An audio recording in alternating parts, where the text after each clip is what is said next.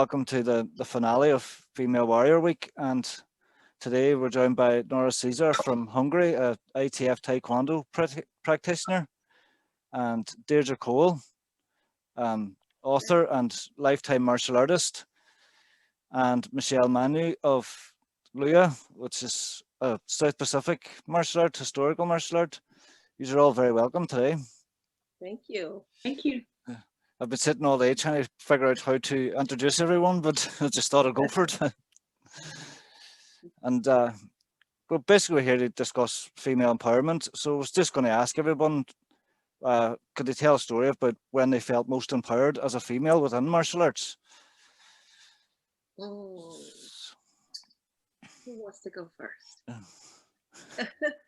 Well, Michelle, run away. No. Trying to get the lighting proper. No, it's good. It's yeah. So anybody want to go first? I'll go ahead and knock it out. So your question was when we felt most empowered as a woman. Yeah. In martial arts. In martial arts, yeah. Sure. Yes, I think martial arts has been a very empowering journey for me. But I think I feel most empowered when I'm able to have an effect where I'm able to empower other women, you know, and that girl power thing is just, and you know what I mean? It's like, I mean, it's cool training with the guys and that's wonderful and that's, you know, all necessary, but just to have women and seeing women all around that are really, you know, grabbing a hold of martial arts and to see the transformation in other women, that's a very empowering feeling for me. Excellent. And yourself, Nora, when would you have felt most empowered as a woman? I'm trying to think. It's a very good question because I never not felt empowered as a woman. But in martial arts, so our master always made it sure that it was never like a separation that you're a male or female. So there was no like difference. So when we were training, we did the same thing. The only difference was that if you couldn't do something, that was because you were just starting out or something like that. But if you're a higher level, you should be able to do that. So I remember there were these exercises when you like had to do certain numbers of push-ups and whatever, and they were said, okay, now everybody does the push-ups on fists. And once when my master was not coaching, somebody said, okay, the girls don't have to do it on the fist, you can just do it whatever. And we're like, excuse me, I can do more than you. So, you know, so it's like, you know, we never had that problem, and that only once happened. So I don't know, it was just never an issue. Maybe I was just, I don't know, maybe I trained in a bubble. Sometimes I think that, but yeah, so for me, it never came to mind as I was growing up and learning martial arts with other kids and then teenagers and so on. So yeah. Excellent. And Michelle?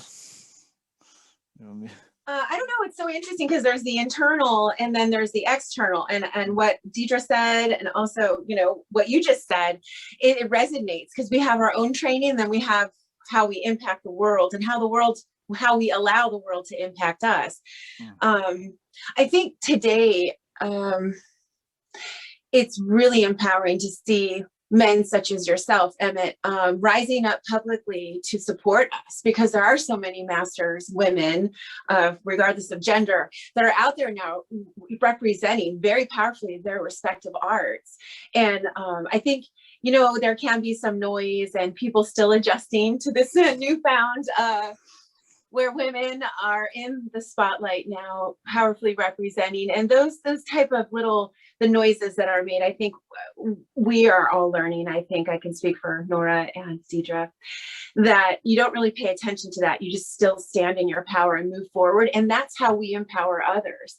And so men like you, Emmett, and also all of us women courageously coming together empowers me and really helps us know maybe at one time we felt alone, but we are absolutely not alone.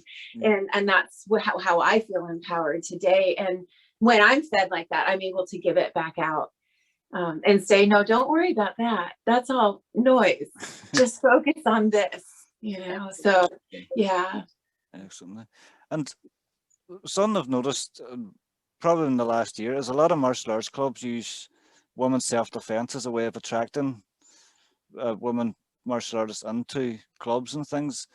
But do you think there's better ways to get women involved in martial arts other than going to the point where it's kind of all about self-defense? Is there any other ways of attracting women to the martial arts, do you think?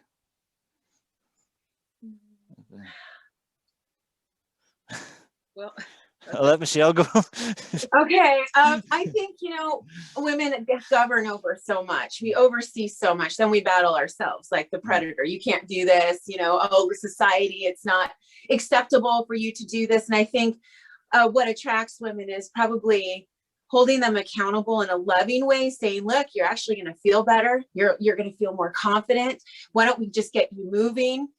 Forget about, you know, 1 through 17 in a form or a technique, but let's just get you moving and see how you feel. And I think as that energy starts to move through their body and we connect with them through maybe fitness and movement, then they start to see like, well, hey, I actually do have motor skills. I can do this. And then their confidence starts to increase. And then they become interested in the traditional study and dedicating themselves. But, you know, what I find throughout my lifetime of teaching is like, if the toaster's broken, they can't make it. You know, I know it's a terrible thing to say, but anything can derail us because we're managing so much and there's all these webs and they extend. And, you know, and if we have any type of, I'm sorry to talk so much, but any type of codependent behaviors, which we have because we're nurturers, we're birthers, nurturers, and then we terminate things, then, you know, we want to make sure everyone is okay. And we won't allow ourselves to have that time until everyone is okay, but everyone is never okay.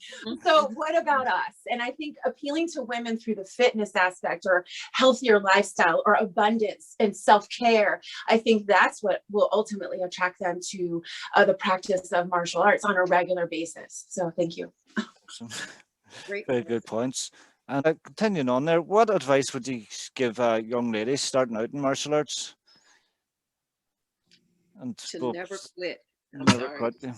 To keep going. I noticed, I don't know if you all noticed it too, but so many women, I've noticed, you know, because I have been doing this for a long time, since I was a little girl, and I noticed that the girls will come in and they'll be really good. They have a lot of talent and, you know, a lot of you know, fire and everything, but then I don't know, they come, you know, it's like as they get older, they, you know, have other interests, and it's just like they just kind of, you know, fall to the wayside and don't make it all the way to, like, you know, to the finish line. And I would just like to see women come in or girls come in and just, you know, have that goal in mind that, hey, you know, because I think we need it more than the guys anyway, just to not quit, you know. Yeah, hang in there. Definitely. And what do you think kept you going throughout the years? And I know you've all been a long time in martial arts. Yeah. So what kept me was it was just such a great outlet, a great way for me to release myself, you know. And I felt like one thing is I had a mentor that was, you know, that was really very influential in my life, and because he made the environment for me to, even when there was times when I wanted to quit too, to be totally honest, you know, but I just felt like, and because when I first started, I came after my brothers and we started together, and we started after we would like watch these martial arts movies, and then we'd go home and try the moves on each other, and they probably just thought we'd kill each other. And so finally Dad came home one day and he was like, hey, how about a friend of mine, you know, started taking some real karate lessons. How about, you know, I take you guys over and sign you up? And like, yeah. And so, but when I went initially, I thought we were gonna be doing what I was seeing in the movies, you know, the flying gill. You know what I mean? They weren't doing that though, and I'm like, hey, this is not real karate. You know what I mean? You know, they're not flipping and not. And so my instructor was saying, hey, you know, basically he was pretty much saying, it's going to be the fundamentals that you need to learn. That's what's going to save you behind in the streets, not what that didn't mean anything to me though, because I was young and I didn't. So at that point, I just really, after probably, I don't know, maybe a good 6 months or so, I didn't have much interest in it because I was waiting to learn what I thought was you know, the real karate.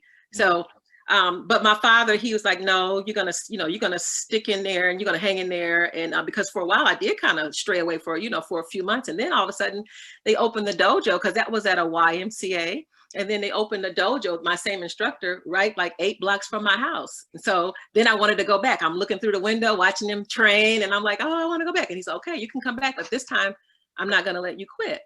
And I never asked to quit, because at that point is when I started, thinking, hey, this is something that I really like. And it just, after a while, it just kind of was like I don't know, like a third leg for me, or another limb. It was just natural. And if I couldn't go 2, 3, 4 times a week or whatever, I was having issues. You know what I mean? That was like, I didn't do prom. I didn't have a lot of friends. I missed out on a whole lot of normal stuff that I probably should have, because I was just always at the dojo. You know what I mean? So I wasn't really well-rounded. It was all about, eat, sleep, drink, go to tournaments, that kind of thing, Yeah. So if I could redo that, I would like more of a balance, but it was just like, I don't know, it was just like an extension of became an extension of who I am, So. Excellent. And Nora, you did get to do the flips and jumping spin kicks and all the rest, but what kept you going throughout the years? Well, it's funny, because what Diedra says is very true for me as well, because I do have a distinct memory of me watching martial arts movies, and thankfully my parents noticed that, oh, this kid is actually like, okay, maybe she wants to do this. Okay, let's find something for her. And when I was very little, I started with karate, actually. And I remember the exact same thing, that we were like, okay, now we're gonna just run in circles, and like, what is this? Like, what's going on? Like, where are the cool things? Say, no, we're gonna do the basics, and we did that. But then we moved, so I had to go to another school and stuff like that. And I remembered there were no martial art places there. So for a while in elementary school, I remember, for a couple of years I was doing karate, then nothing, because we moved. And then they started a taekwondo school in my elementary school, which was lucky, so I could just go. So that was my luck. That was when I quit, because there was no school. Basically, it was just not that popular or something. But I remember the exact same feeling, like we're doing the basics, and I'm like, what's this?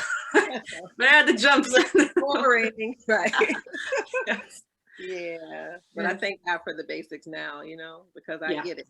Mm-hmm. And I still have to go back to it, because they are the basics. Excellent. And both of you said great influence from your parents, but I know, Michelle, you've said before that your father was actually against you training at the very start. And how did you keep going throughout the years, especially with your father not wanting you to do it? And I know he was a great martial artist himself. Yeah, so it's an interesting thing, because it's deeper than just martial arts. He really didn't want us to have anything to do with the culture, the Hawaiian culture. He moved to the mainland, married a 5'10" Scandinavian model, actress valedictorian, which helped him in business during the era where there were very, very little interracial marriages. So he identified with just being American. And so it was more than just not Lua, but in the sense of it was very much a boys' activity. So you saw very few women doing it when I started, and there was a 2-for-1 special. And it was my mother that secretly said, hey, you guys can try this, because I think she knew how I was a very much a handful. And I was doing hula with him not really knowing. And, I was a competition gymnast, and I mean, physical fitness award winner stuff. I was always very athletic. And I think, like Diedra, it saved my life in many ways, and it still does today, because I have a lot of stuff that I need to work out. So with him not wanting us to learn anything about the culture, it obviously only drew me closer to wanting to know more.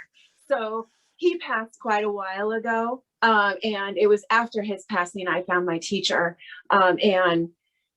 Luckily, I was accepted as a student. He didn't have women students since the early 80s. And so after, about almost 20 years, 17 years later, I show up and he had no desire to take me on. He made it very difficult. And my first 8 years of training was filled with major injuries. So along the way, we find ourselves, you know, we persevere, and we decided, like both Nora and Diedra, I wanted to quit. I remember coming home and saying, that's it, I'm quitting.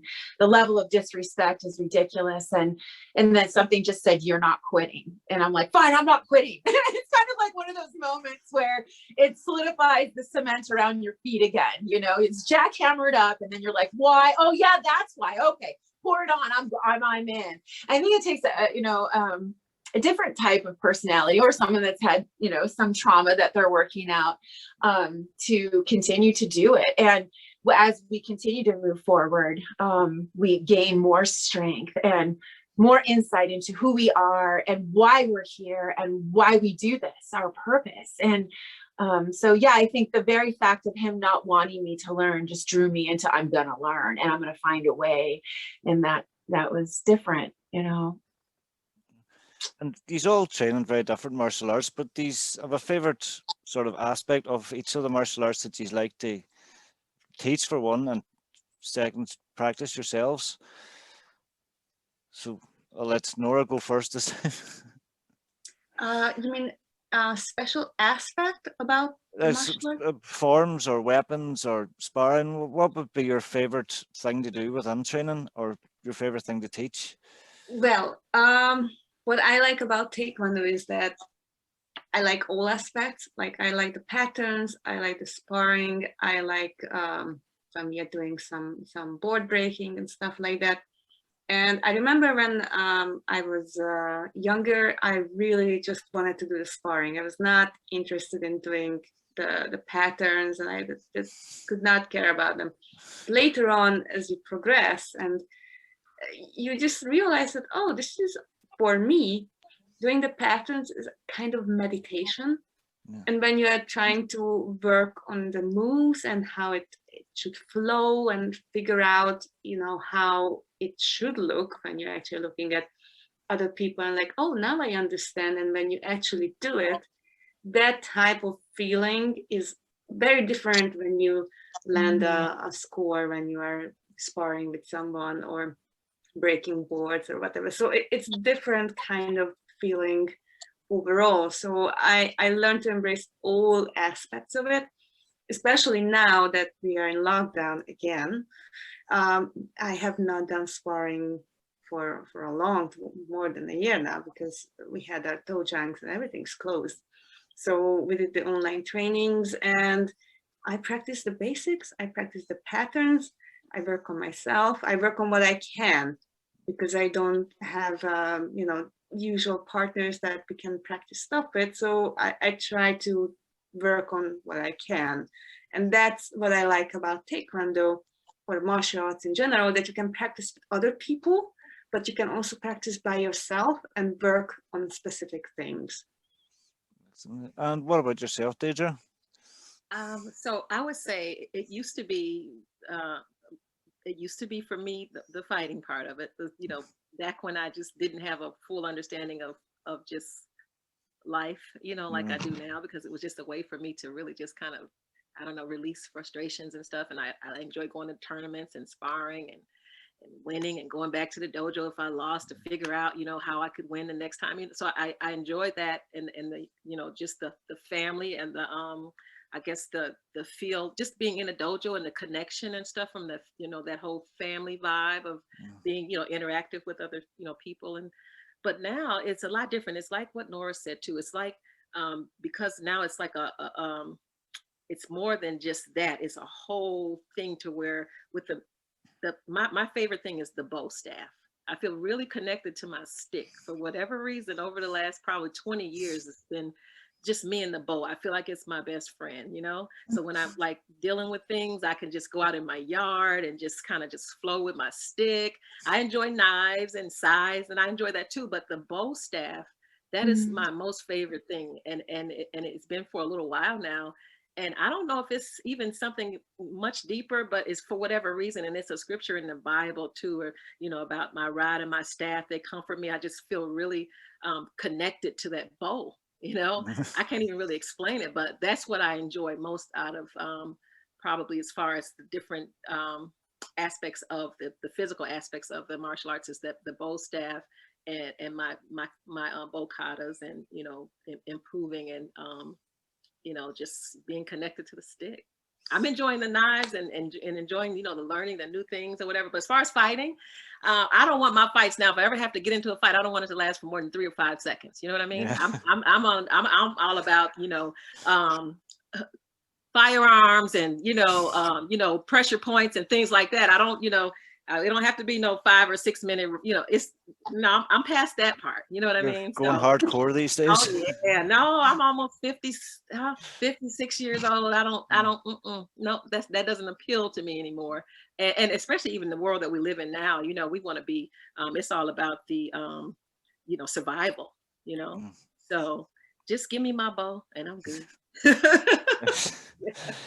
It's funny you were saying there about the fighting, and I was actually chatting to Michael Matsuda, that owns the Martial Arts History Museum recently, and I actually mentioned Michelle, and I was saying about how you've got a very good spiritual connection with the martial arts, and they said, well, me and Michelle have been out in sort of dive bars and things, and they goes, someone will come up and mess, and I just go, Michelle, and she says, they said, he looks over the shoulder and they're all lying about, but love it. Sounds like a movie. I love it. Michael's a very nice guy now. So, but what about yourself, Michelle? What's your big interest in training? And it's funny. I listen to Nora and Diedra, and what I see and hear is balance.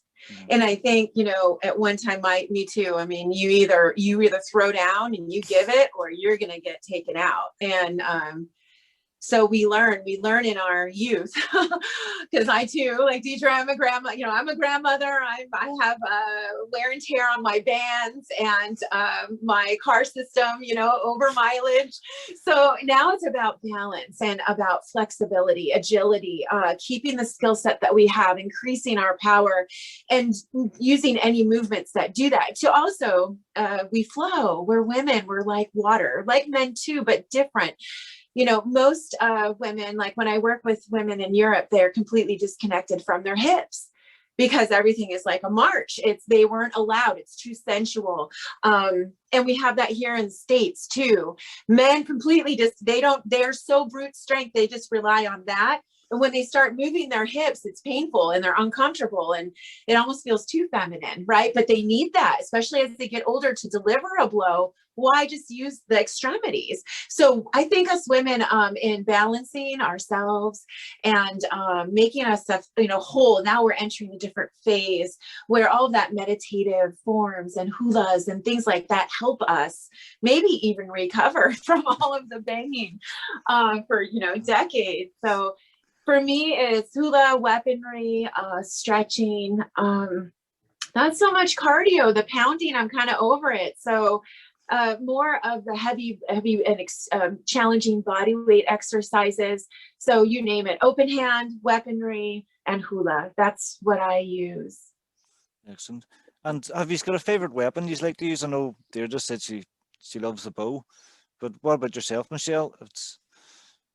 I think throughout my entire training, I've had a favorite. So I've had time with all of them. And, you know, Diedra, in the Hawaiian culture, the weaponry we hold is sacred. You know, it's the act of making it. The weapon has a name. It has a place in the house where it rests and sleeps until you awaken it for practice or for battle. And so, and I've got, you know, goosebumps right now. Right now, we're level 3. I'm teaching the short bow, the ko'o. It is remarkable to see, you know, how that falls out of the students' hands. And I made it very slick. I sanded it really, really fine so it just fly out of their hands.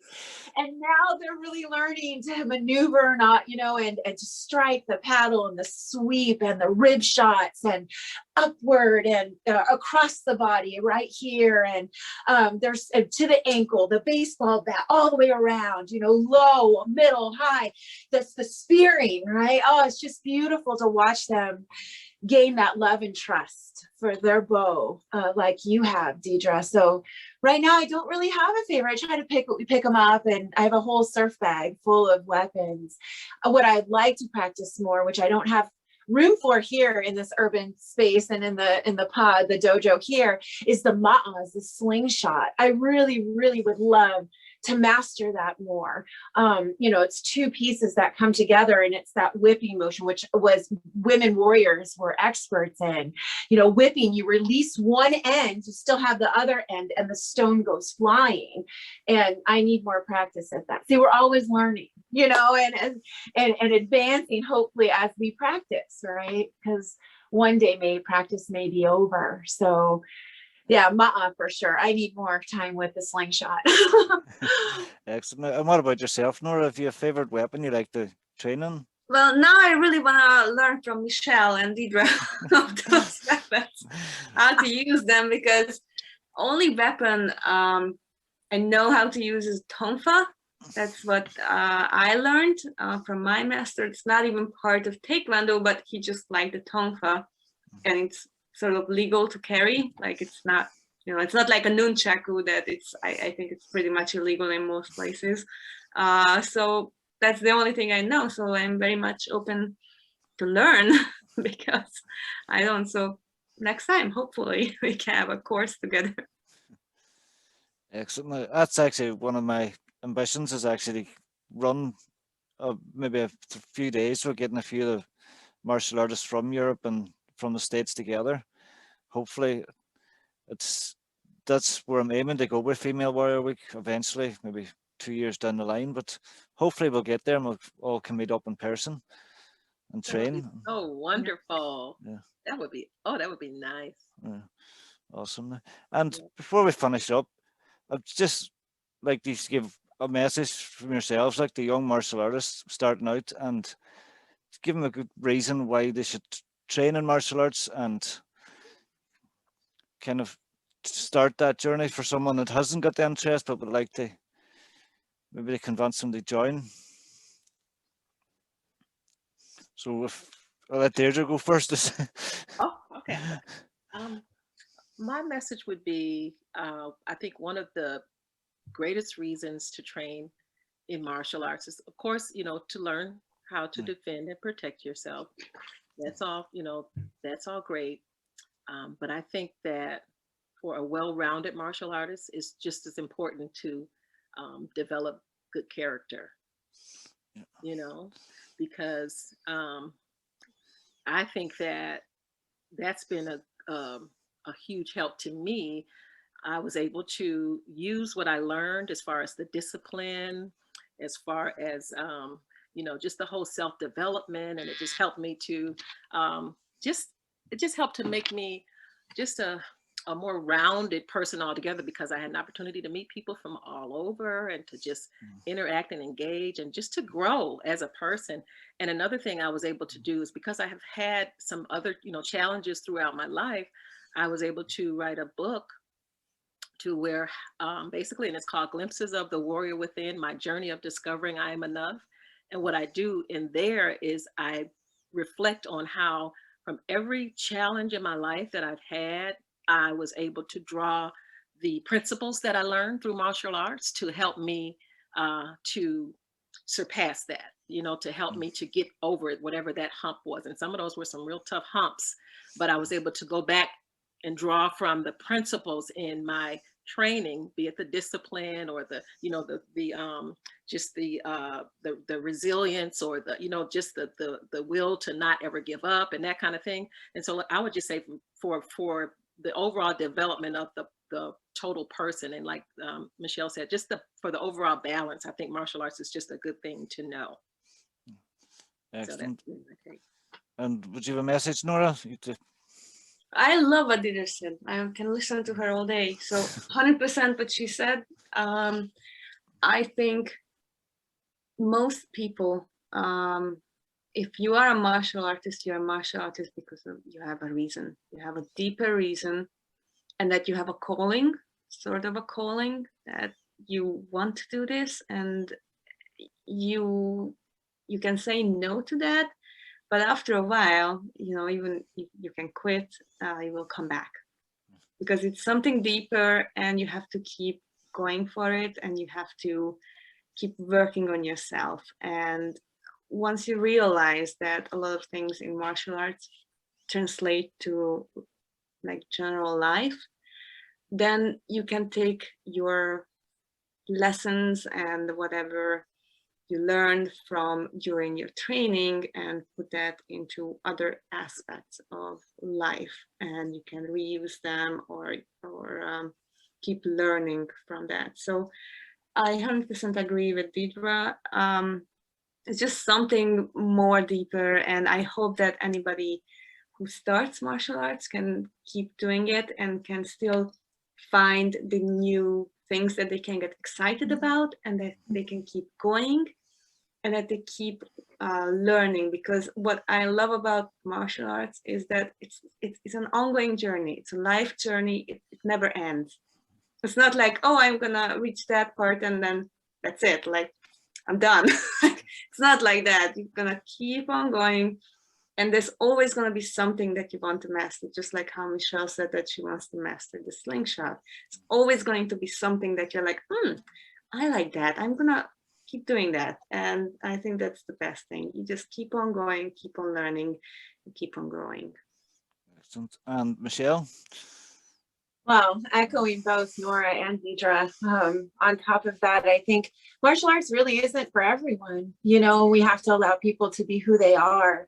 But it's interesting, those that it is calling to on their right time at their right specific path, that it's so, I'm sure the both of you can, and even you, Sensei Emmett, can relate to this draw, this propelling to study and train. And it's when the right time appears, and then we're able to fully step into that without apprehension, and be patient with ourselves and allow ourselves that sovereign moment to adjust and to learn, instead of expecting to be perfect and have something immediately, to allow ourselves to work on it. As women, I think we get, well, my Wahine students, they can get overwhelmed, and immediately this shuts down. Now the mind's out of the body. You know, we need to bring the mind back into the body, and the body then melts with the spirit, and they're able to move forward fully with their full self and full cooperation without judgment.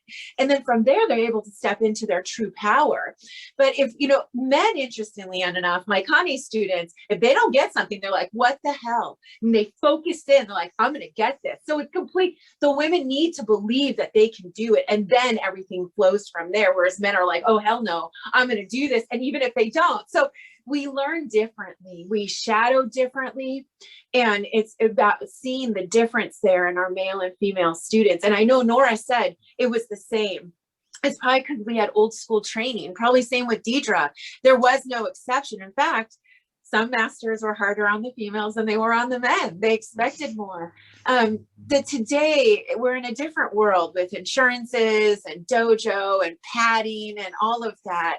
We have to, our ancestors would have adjusted to today. And that's what we're doing now, you know, teaching on Zoom. If we had Zoom, you know, if our ancestors had Zoom, they would have used it. So, you know, I know that a lot of the old school martial artists say, oh gosh, that's I only teach in person, and this is the only way I'm going to do it. And we have to adjust. This is our world now. And so making that available to the women and saying, you know, do your best, shut the predator off, just move. And I think that would be what I would say to women starting off. You're not going to be perfect. So what if you look stupid? So what if you can't do it? Just try, keep trying.